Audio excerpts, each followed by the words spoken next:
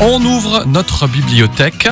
Et je dis toujours dans la bibliothèque, oh bah dis donc, il y a Sandrine. Oh bah bonjour. Oh bah bonjour Sandrine, elle C'est attend gentil de m'ouvrir la porte. chaque semaine comme ça pendant. On la sort. On la sort un petit peu notre Sandrine. Et Elle prend l'air. Elle prend l'air, voilà.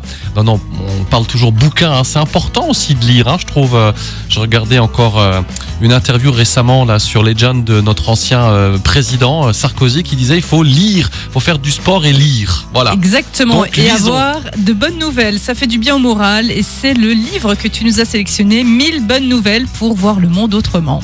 Bah oui, parce que lorsqu'on regarde les infos, on est assailli par les mauvaises nouvelles, n'est-ce pas ? C'est vrai. Et il existe des sites internet ou des comptes Instagram qui recensent les infos positives. Et c'est le cas du Média Positif que vous pouvez suivre sur les réseaux et aussi en librairie. Le compte a publié un livre récemment qui s'intitule donc 1000 bonnes nouvelles pour voir le monde autrement. Il y a des pages sur le sport, la culture, les sciences, l'environnement, bref, pour tous les goûts. Alors ce n'est pas à lire en une seule fois, sinon ça serait indigeste, mais plutôt par petits morceaux comme on savourerait une boîte de chocolat. Dès qu'on a le moral à zéro, un Voilà, petit peu. c'est ça. Dès que ça va pas. En parallèle, on a aussi des portraits de héros du quotidien, toute une partie consacrée au concours Lépine et donc aux innovations. Et le livre se termine avec 100 initiatives positives. Et moi, je vais terminer cette chronique avec 3 infos qui m'ont marqué dans ce livre.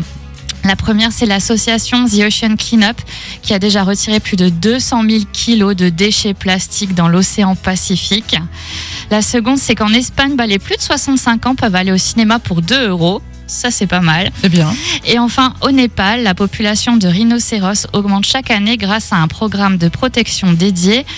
Dans les années 1960, on en recensait moins d'une centaine. En 2021, ils étaient plus de 750. Et c'est vrai que ça fait du bien au moral. Ouais. On se dit, voilà, tout n'est pas perdu. Voilà, donc on regarde les infos, on appuie sur la télécommande, on ouvre le livre, on lit une page et ça va Au mieux. matin, au réveil, mais c'est on lit bien. une petite Franchement, une c'est bonne bien. nouvelle. Mais moi j'aime bien aussi, puis ça redonne un peu de morale.